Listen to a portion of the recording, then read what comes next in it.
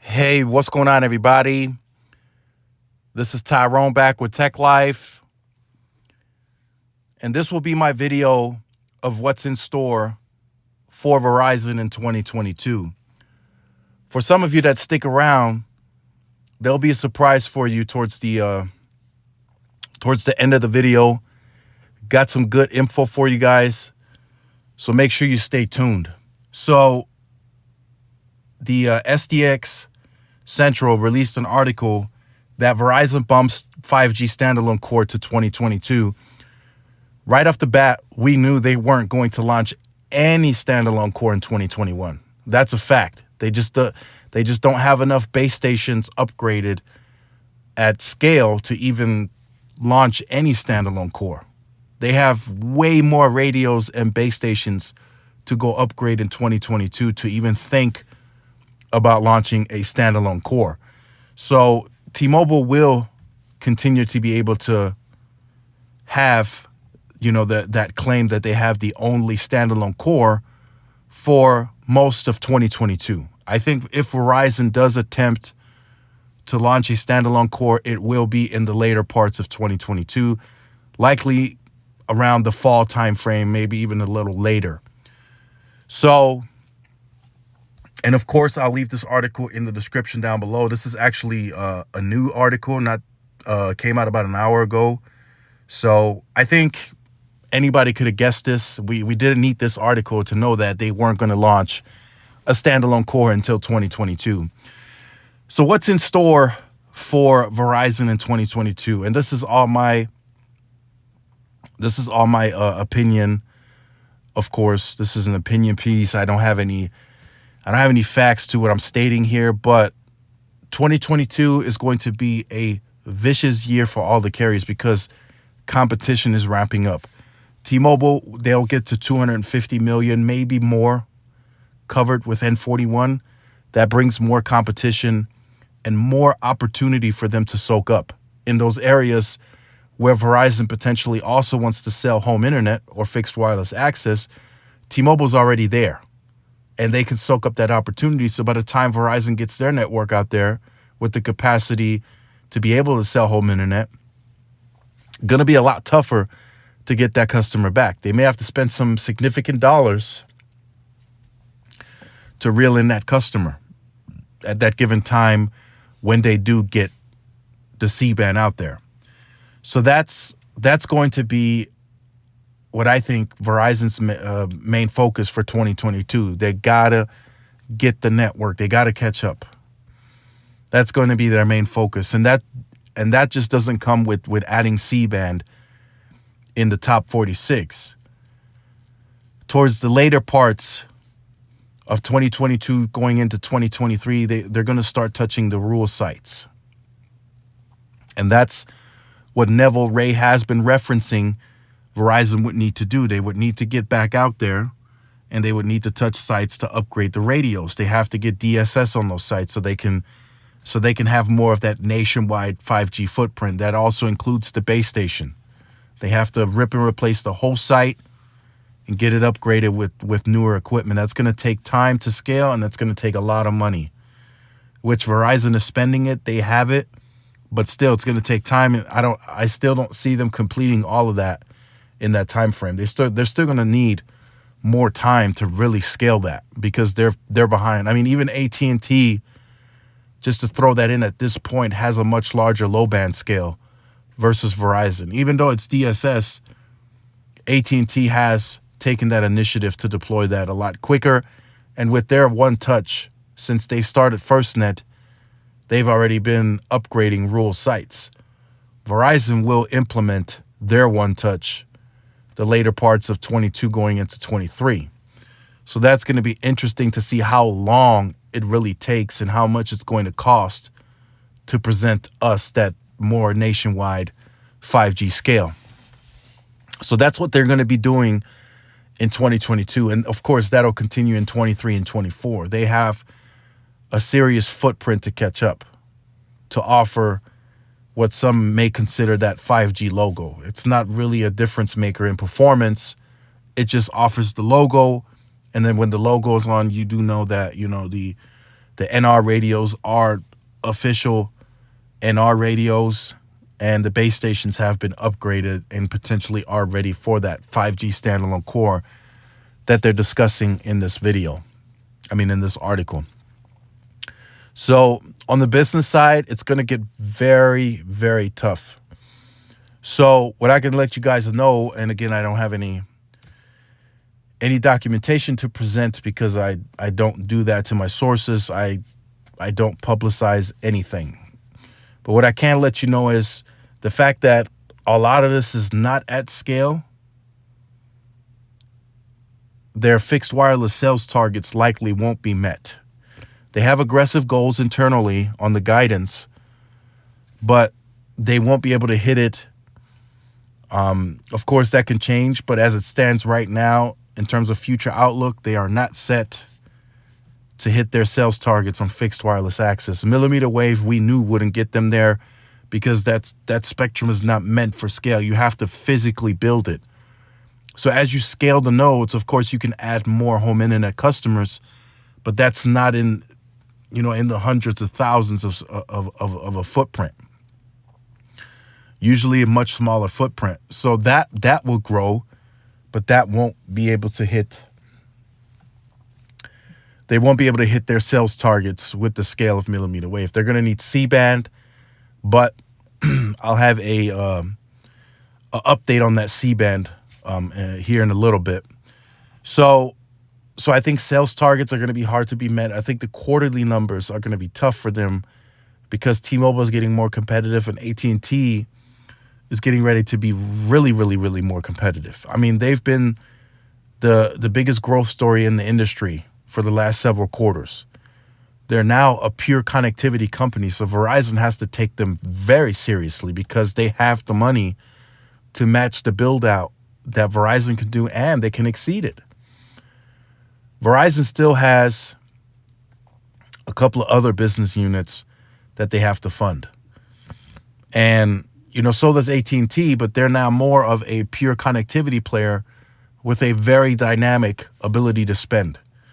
They can ramp fiber if they see they have enough fiber in the warehouse. They can spend more on fiber, or they can reduce and they could spend more on wireless. Verizon, their CapEx is kind of split. In order for them to reach the goal of hitting 14,000 nodes for the annual year, they have to spend a certain amount, which they already know what to spend. If they want to scale C-band, they have to spend what they're spending. And then if they want to, of course, deploy those radios on a more nationwide scale to get that DSS out there, they're going to have to spend what they're spending. So I think in terms of the capital allocation, I think their capital is mostly already allocated for in terms of where they're going to spend it and how much they're going to spend. To whereas AT&T, I think it's literally, okay, we can spend $18 billion on wireless and we can spend the rest on fiber, or we can split it. It's very dynamic because they've already done a large amount of that work on DSS. They cover almost 260 million people now with low band. Verizon's not anywhere close to that. So they got a lot of work to do in 2022 to obtain sales targets to, just to boost the business. The business right now is not doing too well in terms of what the board members may want. And we can see that because Hans is making adjustments already. He's making changes to the top leadership. So he's likely been told, hey, this is your turn to change leadership.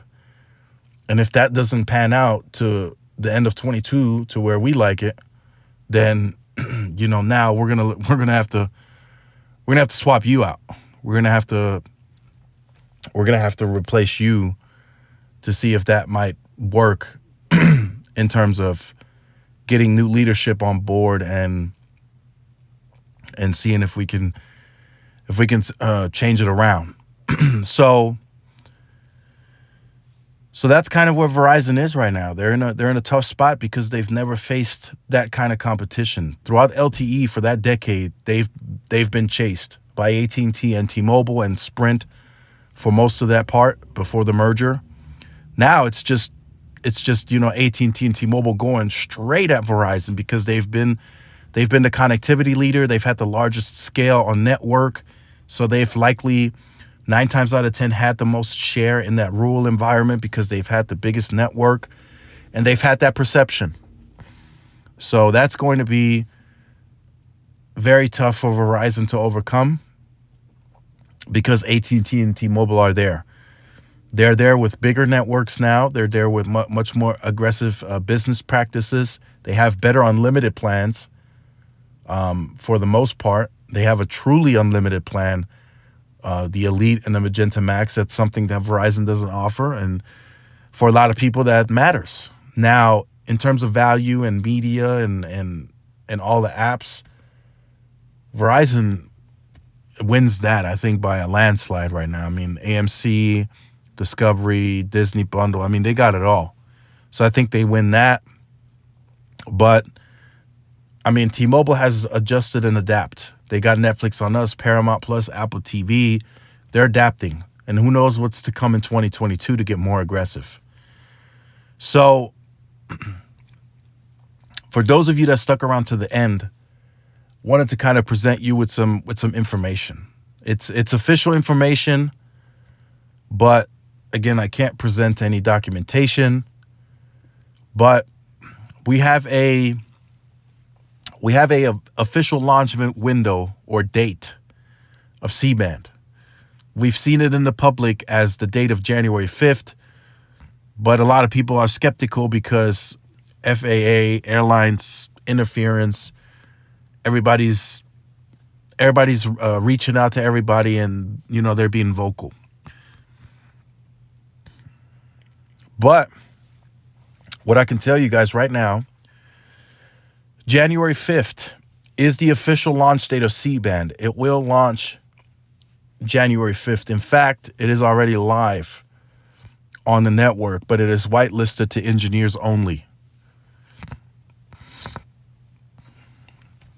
They're just blocking it from being used for the public usage. Now, there might be instances where while they're tweaking it or while they're whitelisting it that you may connect to it, but it's not going to be the true commercial experience. You're not going to experience the true speed.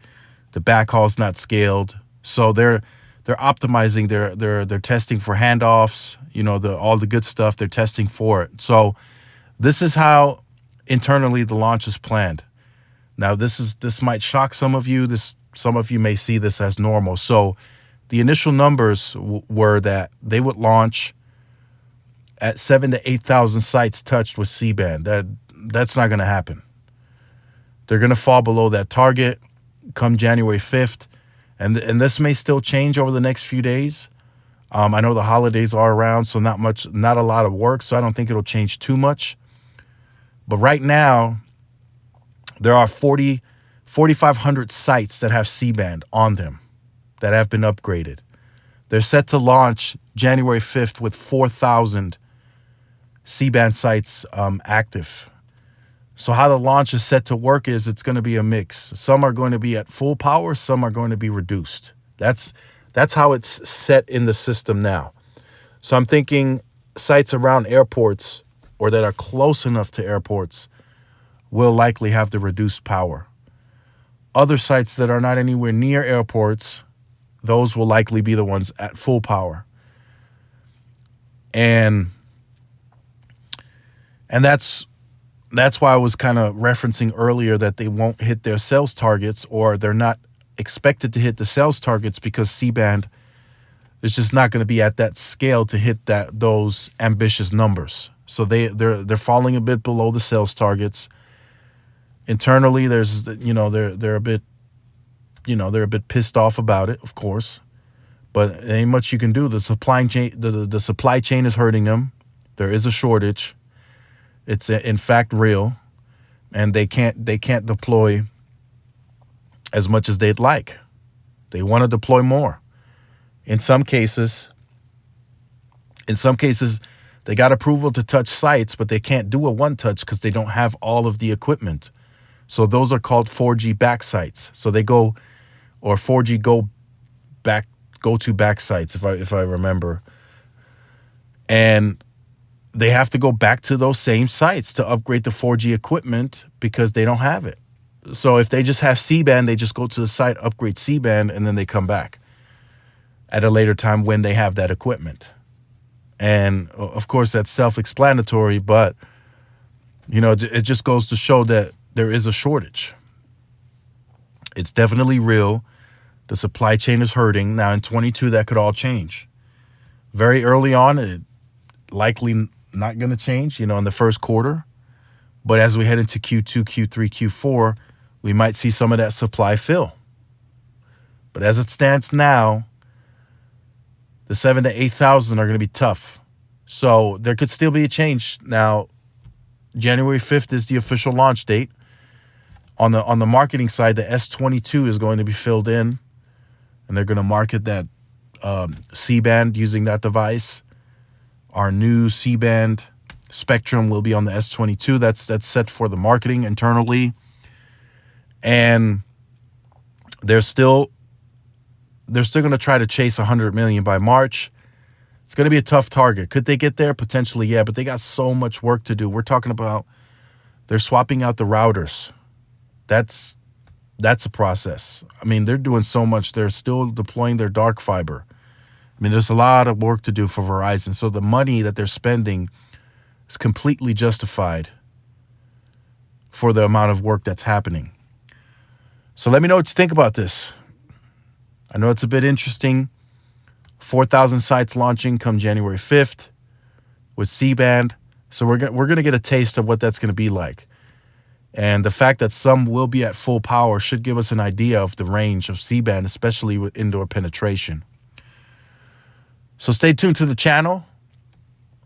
If you stuck around to the end, hopefully you got that surprise and you're aware of a January 5th launch, 4,000 sites, 4,500 already. Keep that in mind, but they're only launching with 4,000. So there's likely some that have entered into the system that are still being optimized, testing. Those could launch shortly after that January 5th date. So just keep that in mind. Make sure you guys like, share, subscribe to the channel. Make sure you hit the notification bell so you are notified when I do upload content. Make sure to follow my social media outlets for more updates and interactions. Thanks again for watching. This is Tyrone with Tech Life. I will see you in the next one. Peace.